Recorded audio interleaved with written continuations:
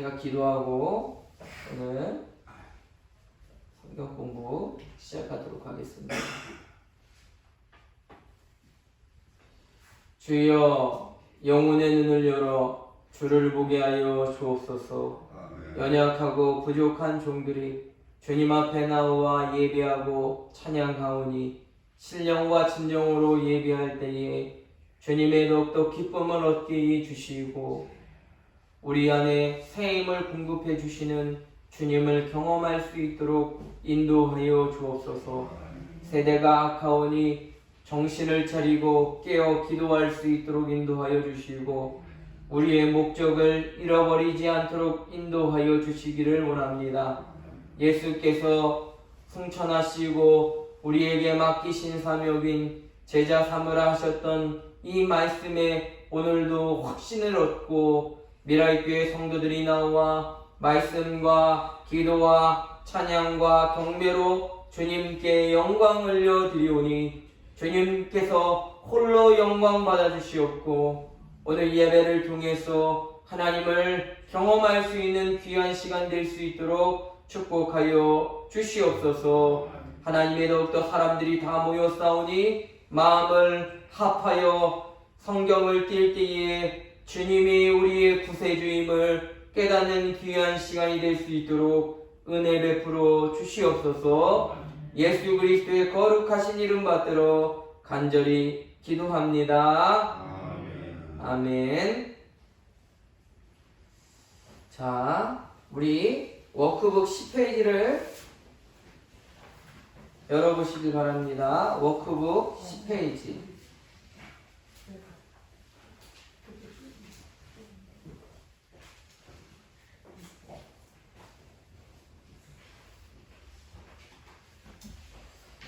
워크북 10페이지를 보시면 우리 스티커를 먼저 붙이고 시작하도록 하겠습니다. 스티커는 1-10 이렇게 하고 있는 그림을 붙이시면 되겠습니다.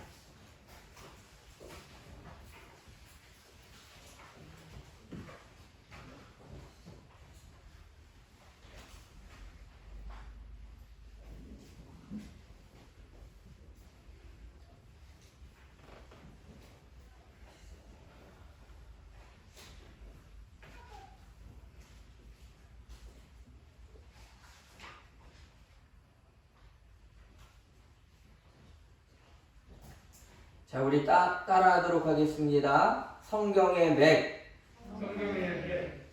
여러분들 혹시나 우리 이 책, 오늘 우리가 배우고 있는 수요 성경 공부 때 우리가 책으로 공부를 하고 있는데 책 제목을 다 아시는가요? 책 제목이 뭐죠?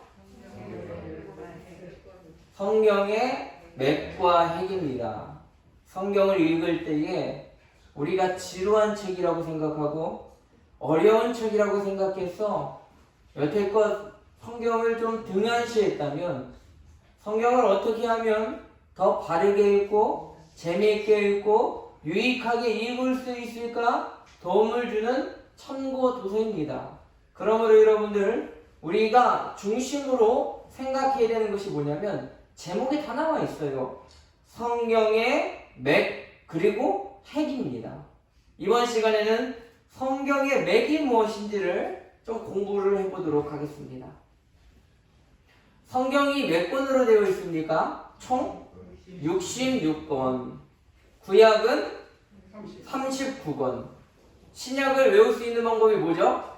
3, 9, 27. 그럼 신약은 몇 권이요? 다시 그러면 구약은 몇 권이요? 신약은요? 총 합해서 66권. 그러면 장수는 몇 장일까요, 여러분? 요 앞에 나와 있는 대로 1189페이지예요. 1189장으로 이루어진 것이 성경입니다. 그런데 우리가 이 성경을 세 부분으로 나눌 수가 있습니다. 그것은 바로 창세기 1장, 2장 이 첫 번째고요. 그리고 사이에 있는 모든 창세기 3장부터 계시록 20장까지의 내용은 두 번째 내용. 세 번째 내용은 계시록 21장, 22장 이렇게 세 부분으로 나누어질 수가 있습니다. 창세기 1장 그리고 2장에는 어떤 것이 기록되고 있냐면 하나님께서 인생들을 창조하시고 세계를 창조하시는 내용이 담아져 있고요. 3장부터 뭐가 시작되냐면 인간의 타락이 시작됩니다. 그러면 인간의 타락이 중간에 멈추느냐? 아닙니다. 인간의 타락이 지속돼요. 또 조금 잘했다가 내려옵니다. 잘했다가 내려오고 그리고 예수님 오셨는데 인간들이 그러면 예수님 다 믿냐? 그것도 아니에요. 오늘날 보십시오. 저 밖에 나가 보십시오. 지금 수요일이다 뭐다 해서 환락가처럼 환란의 소돔과 고모라처럼 술 먹고 담배 피고 하는 세상 사람들이 너무 많이 있다는 거예요. 오늘날까지도 지금 이런 죄악이 물든 관영한 세상에 살고 있어요. 그러면 요한계시록 21장, 22장에는 뭐가 기록되어 있냐면요. 21장, 22절에는 새 땅과 새 예루살렘에 대한 내용이 나와요. 새 땅과 새 예루살렘. 그럼 여러분들에게 질문할게요. 창세기 1장과 2장에는 사람들의 죄가 나와 있을까요? 안 나와 있을까요? 당연히 안 나와 있죠. 왜냐하면 선악과를 따먹기 이전이기 때문에 그렇습니다.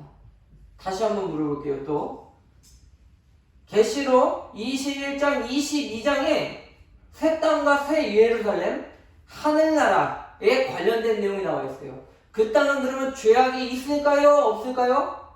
없는 나라예요. 그렇기 때문에 1장과 2장 그리고 요한계시록 21장, 22장은 죄악이 없는 곳이라고 두 개를 묶을 수가 있는 거예요. 죄가 없는 세상. 그럼 여러분들에게 산수를 조금 하도록 하겠습니다. 잘 한번 생각해주시고 풀어보시기 바랍니다. 1189장 되겠어요. 총 거기서 4장이 죄가 없는 세상이라고 했어요. 그럼 빼면 몇 장일까요? 1185장. 1185장의 내용은 인류의 죄에 대한 내용이 나와 있는 거예요. 그런데 하나님께서 죄로 인해 사단에게 빼앗겼던 인류를 구원하신다는 내용이 3장부터 계시록 20장까지 나와 있는데 그걸 우리 아주 유식한 말로 이야기하면 구속사라고 합니다. 여러분 구속사라고 좀 적으세요. 구속사.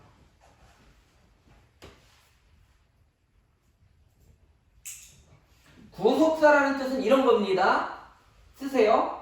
빼앗긴 것을 찾아온다. 누구에게 빼앗긴 것을 찾아온다는 내용이 구속사예요. 여러분 성경을 읽을 때요 그러면요 우리가 맥이 있어요. 흐름이 있다고요. 전체적인 흐름을 알아야 더 우리가 성경을 잘 이해할 수 있는데 성경의 맥은 뭐라고요? 구속사. 하나님이 우리를 구원해 주시는 내용으로 모든 성경이 기록되고 있다. 창세기 1장, 2장 제외하고 계시록 21장, 22장을 제외한 모든 내용이 다 하나님의 계획을 가지고 인간을 구원하신다는 구속사적인 관점으로 맥이 흐르는 거예요, 여러분. 우리가 있잖아요, 여러분. 어려운 시기 때는요, 뭐가 예전에 많았냐면요, 전당포가 많았습니다, 여러분. 여러분, 전당포 아시죠? 아세요? 네. 전당포에 우리가 돈이 없을 때는 뭐 비싼 거 이렇게 집에 보석 같은 게 있으면 이제 보석을 가지고 이제 전당포에다 맡깁니다. 그러면 이제 전당포 사람들이 아주 눈이 정확해가지고 뭐 돋보기 이런 거 끼고 보석 이렇게 보여요. 아 이거 뭐 얼마 안 할 것 같은데 막 이래요. 아니에요. 뭐 우리 결혼할 때 뭐 했어요? 막 이러잖아요. 그러면 이거 뭐 100만 원밖에 못 쳐주겠어. 언제까지 뭐 120만 원, 130만 원 갚지 않으면 이거 내 것이 됩니다. 이렇게 얘기해요.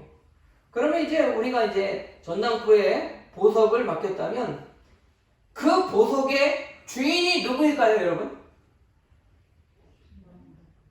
전당포 거야?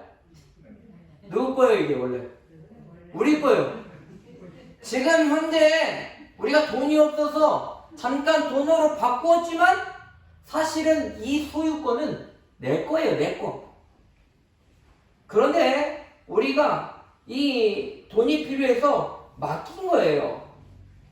구속은 이런 거예요, 여러분. 인류가 선악과를 따먹고 하나님을 떠나 죄와 사망의 권세 아래 놓이게 됩니다. 한마디로 사단의 권세 아래 놓였다고 말할 수 있는 거예요. 보석은 우리고 보석의 주인이 하나님이라고 칩시다. 그런데 우리가 죄로 인해 우리가 전당포 주인인 사탄에게 잠깐 넘어간 거예요. 그런데 하나님께서 그 값을 치르신 것이 성령의 역사입니다, 여러분. 근데 전당포 주인이 이 마귀가 자신의 이득을 취하기 위해서 뭐라고 얘기했냐면 아주 큰 값을 치르라고 얘기했어요. 얼마나 우리의 죄가 큰지 뭐 황금 뭐 열량 이런 거 아니에요. 창조주의 몸값을 요구하는 거예요. 창조주 몸값 주지 않으면 인간은 죄악을 계속 담당하고 지옥에 갈 수밖에 없습니다 라고 얘기했어요. 그래서 우리 주님께서 보혈의 피를 흘리셔서 우리의 죄의 값을 치루어 주신 것, 이 말을 우리는 구속이다, 다른 말로 대속이라고 해요. 대신 속해줬다. 성경의 흐름은 모두가 다 구속사적인 관점으로 흘러가요. 여러분 구약을 읽을 때에도 어떤 흐름으로 읽어야 되느냐? 구속사. 하나님이 우리를 살려주시기 위한 하나의 흐름으로 여겨야 성경을 읽을 때 불편함이 없죠. 뭐가 낫고 뭐가 또 메시에 살고 뭐가 하고 그러니까 우리가 정신이 없이 이게 뭐야? 아니 이스라엘 역사를 우리가 이렇게 이런 것까지 알아야 되나? 라고 생각하지만 사실은 주님께서 이 모든 과정 중에 세밀하게 우리를 구원해 주시는 사랑이 담긴 그런 성경이 주의 편지라고 생각하시면 이게 은혜가 된다는 사실입니다. 여러분 성경에 맥하면 여러분들 세 글자가 생각나는데 뭐가 생각나야 돼요? 그러면 구속사. 성경 읽을 때 어떤 눈으로 읽어야 되냐면 구속사적인 관점을 가지고 책을 읽으셔야만 합니다. 다음 페이지입니다. 자, 성경의 핵입니다. 이번에는 자, 스티커를 붙여주세요. 스티커는 1-10에 이사야가 기도하는 장면을 이제 찾으시고요. 그 다음에 그 옆에 있는 장면은 세례 요한이 복음을 전하고 있는 건 2-10에 있습니다. 스티커를 생각하시면 여러분들 기억하기가 쉽습니다. 이사야가 기도하고 있는 내용.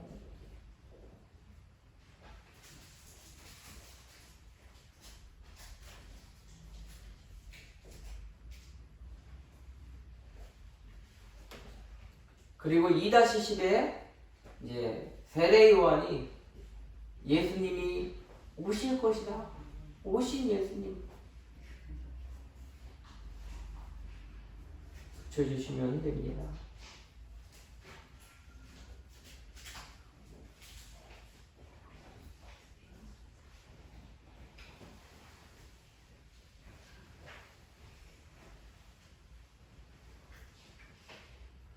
자, 아까 전에 우리가 성경의 맥이 뭐라고 했어요? 이것만 기억하시는데 오늘은 두 가지만 기억하면 공부 진짜 잘한 거예요. 성경의 맥이 뭐라고요? 구속사. 구속사적인 관점으로 성경을 읽어야 된다. 그러면 성경의 핵심 하나만 딱 정하라면 뭐라고 얘기할 수 있느냐? 뭐라고 써 있어요 여기에? 예수 그리스도예요. 예수 그리스도. 여러분 구약의 모든 내용을 쥐어짜며 정리하면 어떤 내용이 나와 있냐면 메시아가 오실 것이다 라는 내용으로 정리할 수가 있습니다. 쓰세요 여러분들. 메시아가 올 것이다. 야라고 쓰지 마세요. 실수했어요. 메시아가 올 것이다. 말풍선에다가 적으십시오. 메시아가 올 것이다.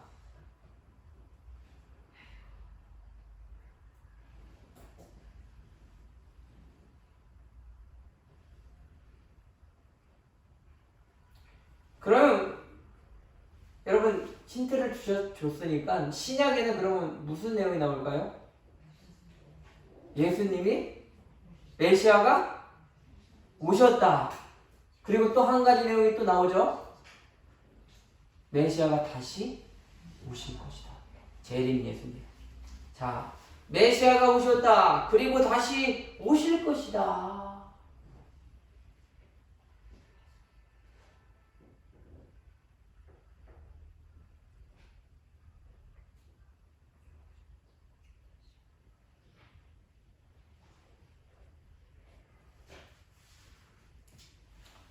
신약의 내용을 정리하면 메시아가 오셨다. 그리고 다시 오실 것이라는 내용이에요.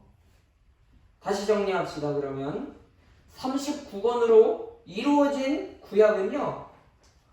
오실 예수님에 관한 내용이에요. 그리고 신약 성경 27권은 오신 예수님, 다시 오실 예수님에 관한 내용임을 알 수가 있습니다.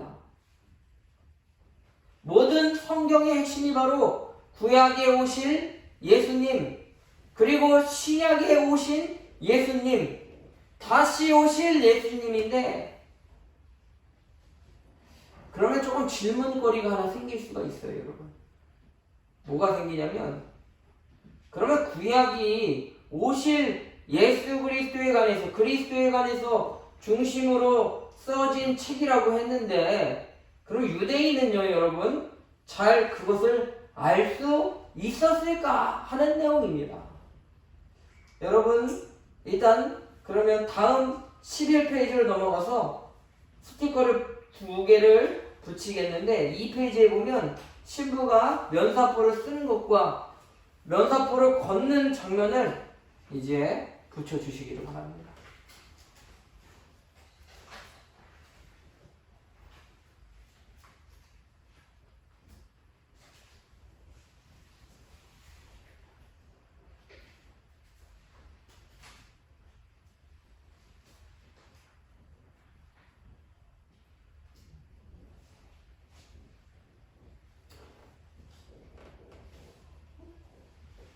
다 붙이셨으면 여기 고린도후서 3장 14절을 우리 같이 한번 한 목소리로 읽어보도록 하겠습니다. 시작. 그러나 저희 마음이 완고하여 오늘까지라도 구약을 읽을 때에 그 수건이 오히려 벗겨지지 아니하고 있으니 그 수건은 그리스도 안에서 없어질 것이라. 아멘. 여러분 고린도서는 누가 썼습니까?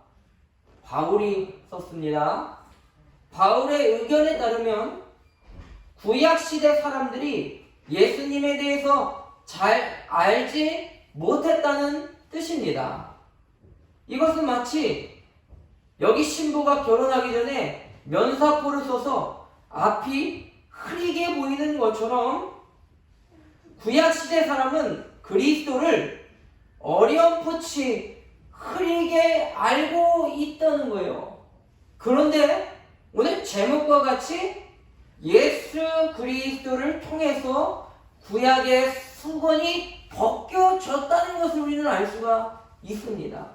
여기 예수 그리스도로 구약의 수건이 벗겨졌다고 쓰세요. 예수 그리스도라고.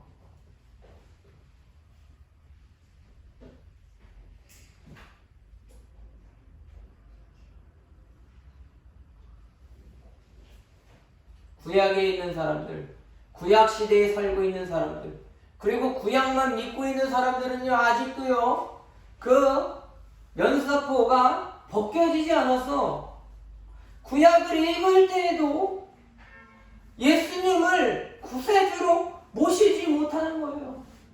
여러분, 유대인들이요, 아직 예수님이 그리스도가 오시지 않았다고 해서 아직도 그리스도를 기다리고 있어요. 그런데 그 마음속에 아직 구약을 통해서만 아는 바로는 예수님을 확연하게 알 수 없기 때문에 예수 그리스도를 통해서 구약을 바라봐야 그 곳 안에 나타난 하나님의 구원의 계획을 알 수가 있어요. 그래서 우리가 구약 성경을요, 예수 그리스도를 통해서 읽지 않으면 구약은 그냥 어려운 책이고 힘든 책이고 살인의 책이고 낳고 하는 책이고 재미없는 제사의 내용이고 모든 것이 다 우리에게 의미가 없어 보입니다. 그러나 수건이 거치듯 예수 그리스도를 통해서 우리가 구약을 읽을 때에 그 구약이 우리에게 생명이 되어진다는 것을 알 수가 있는 내용입니다.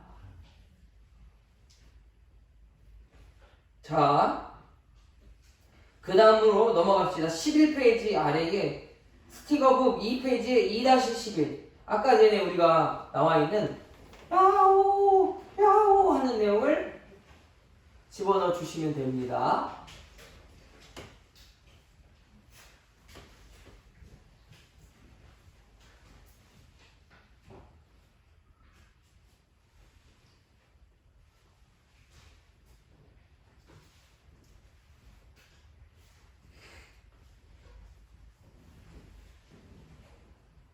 자, 여러분, 그러면 여기 가로쳐 있는 내용, 뭐뭇으로 구약의 내용이 완성되었다고 하는 내용, 이 내용 여러분들 뭐로 완성될까요, 여러분? 예수 그리스도. 맞나요? 한번 보시죠. 맞았어요. 예수 그리스도.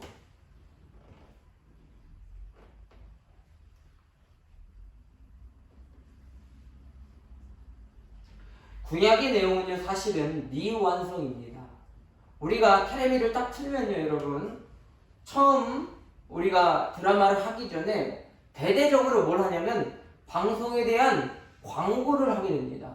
이 프로그램이 어떤 프로그램이고 내용이 대충 어떻게 흘러갈 것이고 주인공과 또 서브 있는 출연자들이 누군가를 대략적으로 광고가 나오는데, 성경으로 치자면요, 광고가 구약이에요. 그리고 그것을 궁금해서 보면 드라마 본편이 바로 신약이라는 것을 알 수가 있습니다. 자, 그래서 우리가 예수님이 빠진 구약은 의미가 없다. 예수 그리스도로 구약의 내용이 완성되었기 때문에 예수님이 빠진 구약의 의미가 없다. 그렇게 보시면 되는 것이죠.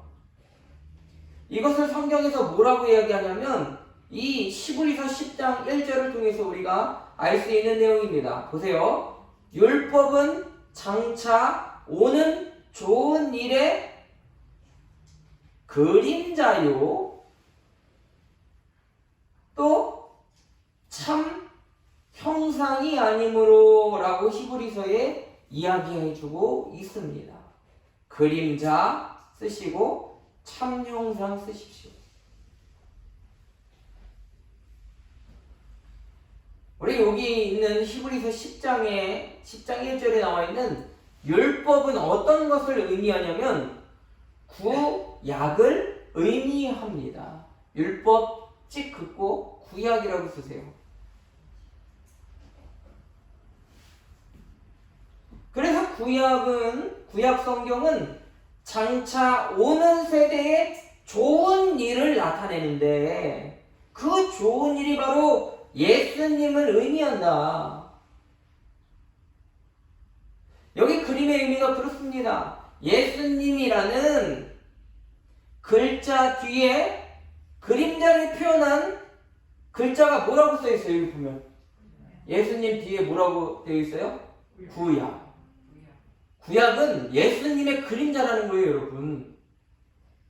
참 형상은 예수님인데 그림자를 통해서 우리가 어여쁘지 알 수 있지만 정확하게 알 수 있는 내용은 예수님을 통해서 우리가 바라볼 때에 성경을 깊이 알 수 있고 성경을 정확히 알 수 있고 성경에 대한 내용에 대한 모든 것들을 알 수 있다는 것을 우리는 오늘 말씀을 통해서 오늘 공부를 통해서 알 수 있는 내용입니다.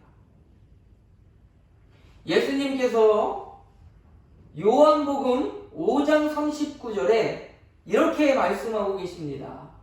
너희가 성경에서 영생을 얻은 줄로 생각하고 성경을 상고하거니와 이 성경이 곧 내게 대하여 증거하는 것이로다. 너희가 성경에서 영생을 얻을 줄로 생각하고 성경을 상고하거니와. 여러분 여기서 성경에 말하고 있는 바가 뭘까요, 여러분? 성경. 이때 성경이 무슨 성경이에요? 구약이에요, 신약이에요? 구약이죠. 예수님 시대의 신약이 이미 나왔을까요? 아직 안 만들어졌을까요? 아직 안 만들어졌어요. 예수님 시대 때는 예수님이 살아계시는데 무슨 요한복음이 있고 예수님이 돌아가신 일을 기억할 수가 없잖아요, 아직. 그러니까 예수님이 이제 이 말씀, 요한복음 5장 말씀하셨을 때에는 성경책은 어떤 성경책만 있으면 돼요? 구약. 그러면 여러분 너희가 성경이라는 단어에 성경 동그라미를 다 치고 한데 모아가지고 구약이라고 여러분 쓰십시오. 너희가 성경에서 구약 성경에서 영생을 얻을 줄로 생각하고 성경을 읽었지? 그래, 그랬을 거야. 그런데 성경이 누구를 증거하고 있냐면 내게. 내가 누구예요, 여기서? 요한복음 5장 39절은 예수님께서 말씀하신 말씀이에요. 그럼 여기가 내게가 누구예요, 그러면? 예수님의 간에서 말씀하신다. 이거 누가 얘기하시는 거예요? 예수님. 그럼 믿어야 돼요, 여러분. 그럼 구약 읽을 때 어떻게 읽어야 된다는 거예요? 예수님을 통해서 읽어야 된다는 거예요. 다윗이 우리의 주시오 했을 적에 어떤 사람들은 구약 학자들은 왜 그걸 왜 예수님이라고 읽느냐라고 얘기해요. 그러나 여러분 구약은 단독적인 책이 아니라 오실 예수님에 관한 형상, 그림입니다. 그림자. 단순하게 구약을 떡하니 띄워놓고 읽으면 아무 내용이 생각나지 않아요. 아까 전에 우리가 이사야서 보시면 예수님 그는 죄를 짊어지신 어린 양이다 막 이런 내용이 나오고 그가 채찍에 맞으고 우리가 나음을 입었고 그가 상함으로 우리가 몸이 깨끗해졌고 하는 내용들이 나와요. 이사야서 보면. 그럼 여러분 누가 봐도 이게 예수 그리스도에 관한 예표적인 말씀이라고 생각해요. 여러분 꼭 말씀을 읽으실 때에 이런 관점에서 읽으시라는 거예요. 다시 한번 여러분들에게 말씀을 드립니다. 우리 성경에 우리가 공부하고 있는 이 책이 무슨 책이라고 했어요? 제목이 성경의 맥과 핵. 이게 중요해요. 왜냐면 성경을 읽는 눈에 대해서 여러분들에게 알려주고 있기 때문에요. 그러면 따로 떨어져서 성경의 맥은 뭐라고 했어요? 구속사. 구속사는 무슨 뜻이라고 했죠?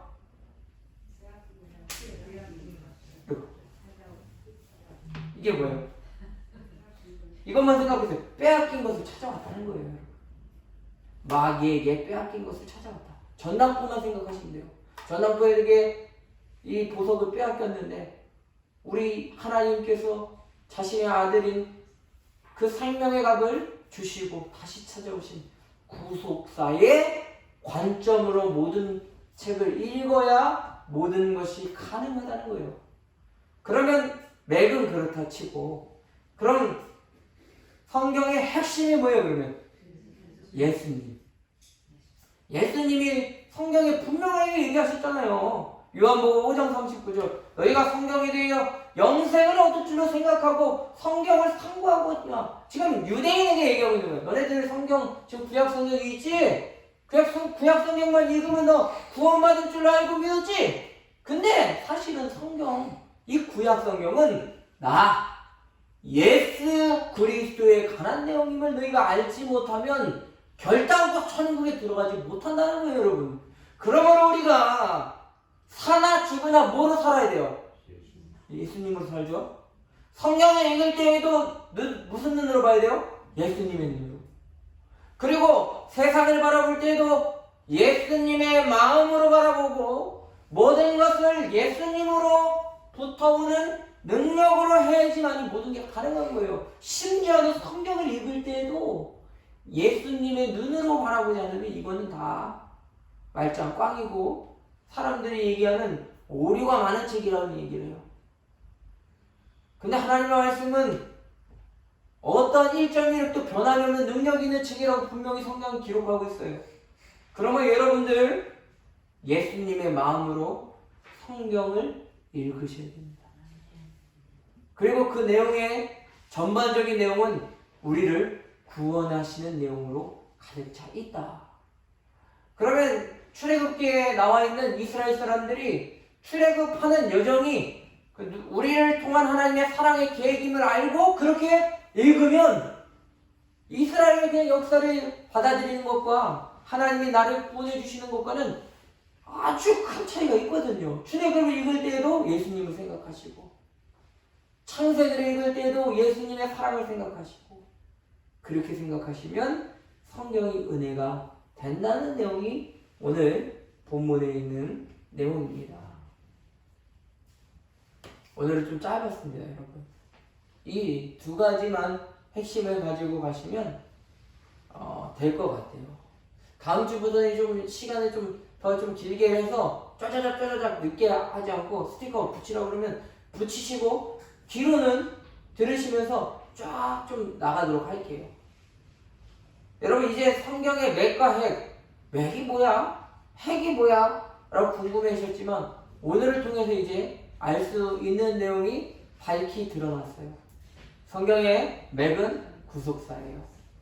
빼앗겼던 것을 찾아온다는 내용이죠. 마귀에게 빼앗겼던 것을 예수님의 값으로 사왔다. 두 번째, 성경의 핵심은 예수 그리스도이다. 예수 그리스도의 성품으로, 예수 그리스도의 사랑으로, 예수 그리스도의 그 은혜와 사랑으로 살 때에 우리가 정말로 하나님의 놀라운 일들을 경험하게 되어진다는 것입니다. 피곤하시죠, 여러분? 힘들고 어렵죠? 그런데 여러분, 힘들고 어려워도 누구로만 살아가야 될까요? 예수 그리스도. 여러분, 병에 걸렸어요, 만약에. 그러면 누구를 찾아야 돼요, 여러분? 예수 그리스도요. 남편과 싸웠어요. 그러면 남편이 쥐 뜯어내요? 아니, 예수님을 찾아야 돼요. 내 안에 먼저 예수 그리스도의 평정심을 찾고 모든 걸 예수님 앞에 맡겨야 돼요. 자꾸 사람 탓하고 물질 탓하고 상황 탓하고 하다 보면 예수님과 멀어져요. 근데 예수님과 가까이 지낼수록 우리 가운데 은혜가 떨어지고요. 우리 가운데 육체적인 아픔이 있을 때도 나음이 있고요. 정신적인 괴로움이 있을 때도 치유받고요. 혹여나 세상의 일로 피곤해서 힘들어 지칠 때에도 예수님 때문에 독수리 날개쳐 올라갈 힘을 공급해 주신다. 예수님이 예수님. 그러면 도움을 청할 분이 예수님이라고 생각하시면 되는 거예요. 아셨죠? 성경의 핵심이 뭐라고요? 예수님. 성경의 맥을 어떻게 얘기했다고요? 구속사. 이것만 하시면 기가 막히게 어디서든지 여러분 잘 배웠다고 얘기할 수 있어요. 야, 이제 한 20, 30년 믿은 다른 교회 장로님들께 물어보세요. 장로님, 성경에 맥에 대해서 알고 있어요? 모를 거예요, 몰라. 이거 모르셨구나. 우리는 아는데 교회에서 배웠어요. 하고 여러분들 여러분들의 인생을 예수님께 맡겨드릴 수 있는 성도 될 수 있게 되기를 주님의 이름으로 간절히 축원합니다.